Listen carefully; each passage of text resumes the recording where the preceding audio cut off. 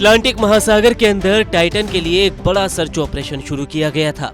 यह बेहद ही tough task था क्योंकि यह तलाश करीब 7,600 वर्ग मील में फैले समुद्र में की जा रही थी। इस काम में कमर्शियल जहाज से लेकर सबमरीन तक लगाए गए। अमेरिका और कनाडा की रेस्क्यू टीम समुद्र के अंदर और बाहर छोटी सी पनडुब्बी को ऐसे ढूंढ रहे थे कि जैसे मानो भूसे के ढेर में कोई सुई खोज रहा हो। टाइटन के सर्च ऑपरेशन में तमाम मॉडर्न टेक्नोलॉजी झोंक दी गई। इसके लिए समुद्र में सोनार बाय मशीन भी छोड़े गए जो कि 13,000 फीट की गहराई तक मॉनिटर कर सकते हैं। सोनार बाय की मदद से पानी के अंदर चीजों को पहचाना जा सकता है और इसे अक्सर गहरे समुद्र में दुश्मनों की पनडुब्बी ढूंढने के लिए इस्तेमाल किया जाता है। टाइटन को खोजने के लिए 3 C-130 हरक्यूलिस विमान भी लगाए गए ताकि पनडुब्बी अगर समुद्र की सतह पर हो तो उसे ढूंढा जा सके। सर्च ऑपरेशन का फोकस उस जगह पर सबसे ज्यादा था जहां टाइटैनिक का मलबा पड़ा था। ये जगह कनाडा के न्यू फाउंडलैंड में सेंट जोम्स के दक्षिण में 700 किलोमीटर दूर है। सर्च ऑपरेशन में वक्त बीतता जा रहा था और लोगों के दिल की धड़कनें भी बढ़ती जा रही थी क्योंकि टाइटन पनडुब्बी का ऑक्सीजन हर घंटे कम हो रहा था। लेकिन 96 घंटे बाद ऑक्सीजन के खत्म होने की आशंका से ये उम्मीद भी टूट चुकी थी। टाइटन की खोज में ROV की भी मदद ली जा रही थी। इस ओडेसस 6 के ROV को अमेरिका की एक कंपनी ने बनाया है।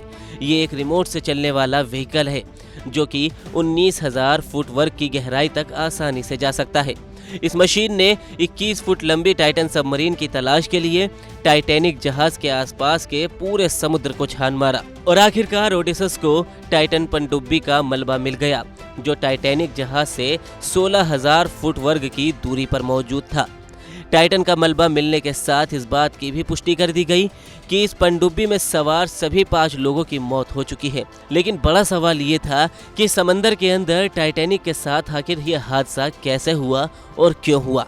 तो चलिए एक नज़र इस पर भी डाल लेते हैं। दरअसल 18 जून की दोपहर जब टाइटन अटलांटिक महासागर में उतरा तो उस वक्त सब कुछ ठीक था। पनडुब्बी में 96 घंटे यानी कि 4 दिनों का ऑक्सीजन था।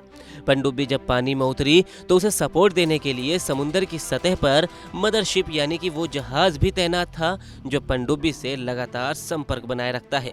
बताया जा रहा है कि टाइटन के समुद्र में उतरने के करीब 1 घंटे 45 मिनट बाद अचानक उसका मदरशिप से संपर्क टूट गया। मतलब टाइटन पनडुब्बी अब समुद्र में कहाँ है और वो किस दिशा में जा रही है इसकी किसी के पास कोई जानकारी नहीं मिल रही थी। जाहिर है टाइटन पनडुब्बी अब समुद्र में भटक चुकी थी। पनडुब्बी में बैठे 5 लोग किस हाल में हैं इसका किसी को कुछ नहीं पता चल रहा था। मदरशिप के कंट्रोल रूम में बैठे लोगों के पसीने छूट रहे थे।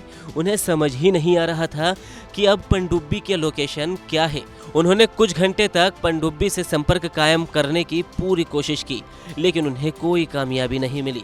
ये खबर समंदर से बाहर फैली तो हड़कंप सा मच गया।